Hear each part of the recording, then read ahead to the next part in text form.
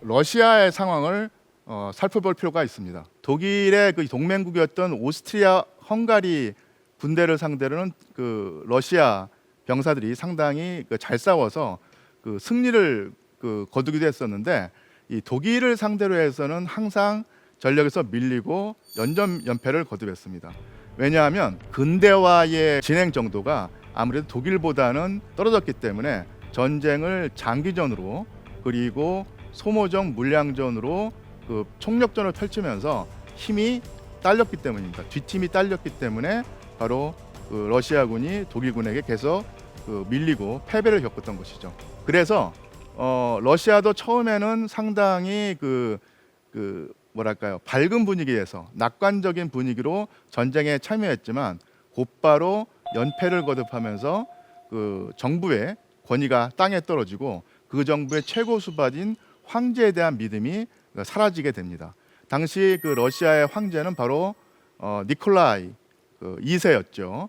한반도에 그 대한제국이 있을 때 이 고종 황제와 상당히 밀접한 관계를 맺고 고종 황제가 그 도움을 받았던 인물이 바로 저 러시아의 그 황제 니콜라이 2세였습니다. 그런데 러시아에서 1917년에 혁명이 일어나게 됩니다. 아까도 말씀드린 것처럼 항명 사태라든지 군인들의 반란은 그 프랑스에서 먼저 일어났었는데, 이 프랑스의 어떤 그런 항명 사태와 그 반란의 기운이 프랑스 지도부와 장군들의 노력으로 진압이 되고 아니면 누그러진 반면에 1917년에 일어났던 그 러시아군의 항명 사태와 반란, 그리고 그 봉기는 바로 체제를 무너뜨리는 가장 큰 힘이었습니다. 1917년 그 2월에 러시아의 수도에서 시민들의 시위가 벌어집니다. 너무 오랫동안 내핍 생활에 찌들리고 전쟁의 인명 피해에 충격을 받은 시민들이 꾹꾹 참다가 그 분노가 폭발했던 것인데, 이 시민들의 시위를 진압하라고 하는 명령을 받고 투입된 병사들이 명령에 따르지 않고 오히려 총을 들고 시위대에 같이 동참한다든지 아니면 시위 진압 명령을 내리는 그 장교들을 총으로 사살하면서 이 군대가 완전히 체제의 등을 돌리고 러시아 황제의 명령을 따르지 않겠다는 의사를 분명히 했던 것이죠. 그러니까 이 소식을 들은 러시아의 황제 니콜라이 2세가 결국 퇴위를 결정하게 됩니다. 러시아의 황제 전제정은 무너지게 되고 그 뒤에 바로 러시아의 혁명 정부가 들어서면서 우리가 흔히 말하는 1917년 2월 러시아 혁명이 일어났던 것입니다. 이 볼셰비키 정부의 최고 지도자가 바로 레닌이었습니다. 그리고 레닌의 가장 수제자라고 할까요? 가장 믿음직한 부하가 스탈린이었는데요. 1918년에 러시아에서 내전이 벌어지죠. 러시아 혁명 정부를 지키려는 세력과 러시아 혁명 정부를 뒤집으려는 세력이 격돌하게 되죠. 이 내전도 바로 제1차 세계대전의 직접적인 연장선상에 있는 사건이었습니다. 그래서 그 내전에서 가장 중요한 전투가 저 러시아 남부의 짜리찐이라고 하는 도시에서 벌어지게 됩니다. 이 짜리찐이라는 도시는 볼가강에 있는 도시인데요. 이 짜리찐이라는 도시의 어떤 소유권을 놓고 혁명군과 반혁명군이 격돌하게 되는데, 요 전략의 요충지였던 짜리찐이 반혁명군의 수중에 들어가게 된 위기에 처했어요. 이때 만약에 짜리찐을 뺏기게 되면은 모스크바에 근거지를 둔 러시아의 혁명 정권이 볼셰비키 정부가 곧바로 이제 무너질 위기에 있었던 것이죠. 이때 레닌이 특명을 부여하고 파견했던 인물, 즉 짜리찐에 가서 이 위기를 구하라고 하는 임무를 수행하게 된 인물이 바로 스탈린이었습니다. 스탈린이 이때 혁명 정권위원이라고 하는 명칭의 권한을 주고 이 짜리찐에 투입되어서 혁명 군대의 힘을 북돋고 반혁명 세력을 물리치게 됐죠. 이 짜리찐을 스탈린이 방어해낸 다음에 이 공적을 발판 삼아서 가장 뛰어난 혁명 지도자의 위치에 오르게 됩니다.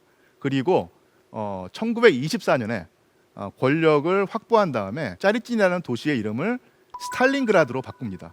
이 스탈린그라드는 바로 스탈린의 도시라는 뜻이죠. 제2차 세계대전에 관한 지식을 가지신 분들은 이 스탈린그라드라는 이름이 상당히 낯익을 것입니다. 왜냐하면 그 제2차 세계대전의 분수령을 이루게 되는 가장 중요한 전투가 벌어졌던 도시가 바로 이 스탈린그라드죠. 그래서 제1차 세계대전의 연장선상에 있는 러시아 내전에서 스탈린이 활약을 했던 짜리찐이라는 도시가 제2차 세계대전에서도 가장 중요한 어떤 그런 장소가 됩니다.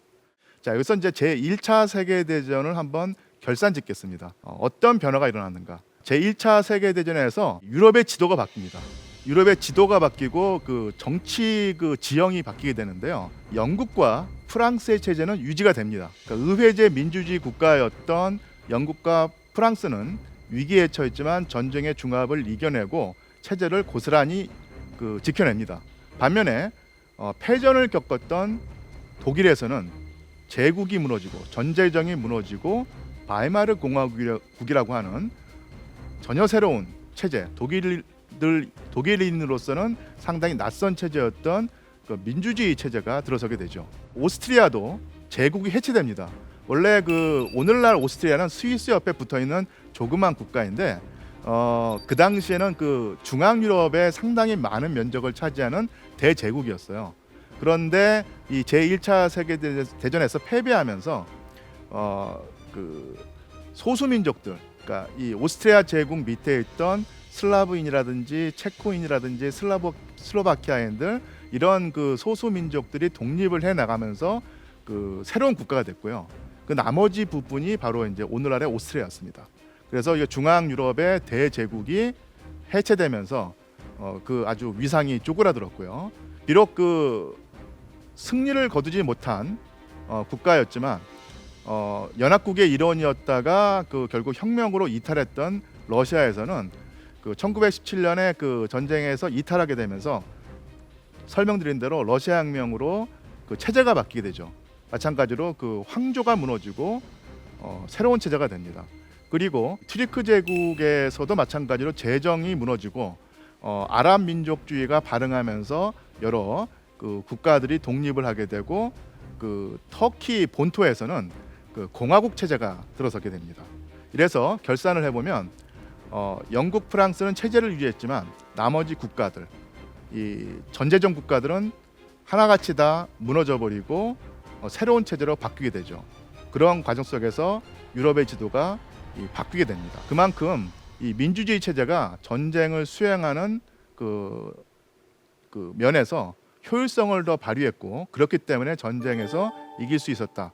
이렇게 생각할 수 있고요. 한 사람에게 모든 권력을 집중해서 통치가 이루어지는 전제정이 장기적이고 총력전으로 치러지는 전쟁에서는 효율성을 발휘하지 못하고 결국 붕괴했다는 사실을 알 수 있습니다. 자, 그리고 이런 정치 지형 내지는 지리적인 지도의 변화와 더불어서 유럽인들의 사고 방식에도 큰 변화가 생깁니다. 강의의 첫 부분에 설명드렸듯이 20세기의 시작은 낙관주의와 긍정적인 어떤 분위기 속에서 출발을 했죠. 인간의 이성, 합리성, 그리고 과학적인 사고 방식을 발판 삼아서 테크놀로지, 과학기술이 발전해서 인류에게 어떤 행복을 줄 것이다 라고 생각을 했는데 그런 과학기술이 오히려 인간의 재산을 파괴하고 인간의 목숨을 대량으로 수십만 명, 수백만 명, 수천 명 단위로 앗아가는 상황이 나타났던 것입니다. 싸움터에서 병사들의 목숨을 앗아갔던 각종 무기들, 기관총, 대포, 그리고 독가스 이런 것들이 다 과학기술의 산물이었다는 얘기죠. 전쟁이 끝나고 난 다음에 또 전쟁을 겪는 과정 속에서 유럽인들은 이 생각을 바꾸게 됩니다. 인간의 이성과 합리성이 인류에게 행복을 가져다 주지 않는구나. 이성이란 것의 힘을 우리가 믿을 수 있을 것인가. 이런 근본적인 의문을 가지게 되고요. 이런 사고방식의 변화에 따라서 그전까지 낙관적이고 긍정적인 어떤 그런 분위기가 있을 때는 확실성, 그리고 확정성, 절대성이 강조가 됐습니다. 그런데 제1차 세계대전을 겪으면서 그런 절대성과 확실성이 사라지고 그 빈자리를 메운 것이 바로 상대성 그리고 불확실성, 불확정성입니다. 그래서 1915년에 전쟁의 와중이죠. 전쟁의 한복판에 있던 그 시기에 스위스에서 활동했던 한 과학자가 제시한 물리학 혁명이 바로 일반 상대성 이론이죠. 그리고 1927년에 그 북유럽의 물리학자들, 특히 그 하이젠베르크가 제시했던 원칙이 바로 불확정성의 원리입니다. 이 시공간은 절대적인 것이 아니라 상대적인 것이다. 그리고 양자역학의 세계에서는 확정성이 아니라 불확정성의 원리가 지배한다. 이런 식의 그 사고방식이 나타나게 되는데, 이런 그 식으로 그 상대성과 불확정성을 강조하는 사고방식이 받아들여지게 된, 그러니까 과학자의 세계뿐만 아니라 일반 사람에게도 받아들여지게 된 그 시대적인 분위기는 바로 제1차 세계대전을 겪으면서 나타났던 인식과 그 사고방식의 변화라고 할 수 있습니다. 지금 화면에 있는 불확정성의 원리를 기념하는 저 우표가 제1차 세계대전으로 말미암은 획기적인 변화, 근본적인 변화의 한 축을 설명해 주는 것입니다. 전쟁에 패한, 그리고 그 위기에 처한 독일에서 등장하게 된 인물이 바로 히틀러입니다. 아까도 말씀드렸듯이 독일 국민들은 전쟁에 지고 난 다음에 독일 군대가 약해서 진 것이 아니라 독일 국내에 있는 어떤 불순 세력, 배후 세력, 반체제 세력의 어떤 그 음모 때문에 졌다고 생각을 하고 이 그 체제의 불순한 세력들을 다 제거하고 없애버려야 한다는 생각을 하고 그런 식의 주장을 하는 정치가들에게 귀를 기울이게 됩니다. 그런 시대 분위기에서 독일인들의 심리 상태를 이용해서 권력을 잡게 되는 인물이 바로 아돌프 히틀러였던 것이죠. 제1차 세계대전에서는 상당히 뛰어난 병사, 그리고 일반 그 병사와 달리 끝까지 투쟁의 전선에 서려고 했던 성격의 소유자, 그리고 전쟁이 끝나고 난 다음에는 정치계에 뛰어들어서 그 파시즘이라고 하는 어떤 사상의 극단적인 사고방식을 내세우는 정당의 지도자가 되죠. 그것이 바로 나치당입니다. 이탈리아에서 전후에 나타났던 파시즘을 모방하고 거기에 인종주의를 뒤섞어서 이념으로 내세운 것이 바로 나치즘이었고, 그 나치당의 최고 지도자가 바로 히틀러였습니다. 히틀러는 복수와 저항을 꿈꾸는 독일 국민들의 어떤 그런 심리를 이용해서 세력을 키워나가죠. 이런 식으로 광장에서 대중을 모아놓고 연설을 하고 대중들의 어떤 그런 복수심을 자극해서 이 정치적 권력을 키워나가게 됩니다. 그런 식으로 그 독일 국민들의 어떤 지지를 일정 정도 얻은 상태에서 1929년에 미국에서 일어났던 대공황이 독일을 또한 강타하게 되고 독일의 경제가 완전히 무너지죠. 경제 붕괴 속에서 독일 국민들이 또 한 번 그 엄청난 고통을 겪게 되는데, 이런 상황에서 그 독일 국민들의 상당수에게 희망으로 보였던 인물이 바로 히틀러였습니다. 저 그 포스터는요, 1932년, 1933년에 있었던 독일 총선거에서 나치당을 지지해달라고 하는 선전 포스터인데요. 선전 문구가 운제레 레츠테 호프눔 히틀러, 우리말로 번역을 하면 우리의 마지막 희망 히틀러, 이런 뜻입니다. 자, 저 포스터에 나오는 독일 일반 국민들의 표정에는 역력히 고통과 분노가 찌들어 있죠. 아주 쾌한 모습으로 위기를 타개해줄 뛰어난 지도자를 염원하게 됩니다. 그런 그 지도자가 바로 히틀러다, 이런 메시지를 전달하고 있는 것이죠. 이런 그 포스터가 힘을 발휘해서 1933년에 히틀러가 이끄는 나치당은 바로 독일의 집권당이 됩니다. 그리고 제1차 세계대전에서 겪은 패배를 반드시 복수하고 각종 불합리한 상황을 제거하고 독일을 유럽 최고의 패권 국가로 세우겠다는 생각 속에서 활동하게 되는 인물이 바로 히틀러였고요. 히틀러는 독일 국민들의 지지를 얻게 됩니다.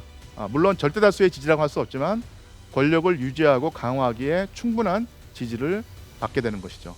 그리고 유럽은 또 한 차례의 전쟁으로 나가게 됩니다. 자, 이것이 바로 히틀러에 대한 독일 국민의 지지가 얼마만큼 컸는가를 보여주고 있죠. 저 사진은 분명히 그 선전용으로 찍은 사진이겠지만 독일 국민들의 열광이 반드시 그 조작만은 아니었습니다. 오랜 평화를 누리던 유럽에서 주요 국가들의 패권 다툼 끝에 일어난 제1차 세계대전은 그전에는 상상하기 힘들었던 수준의 인명피해를 낳았습니다. 끔찍한 비극이었죠.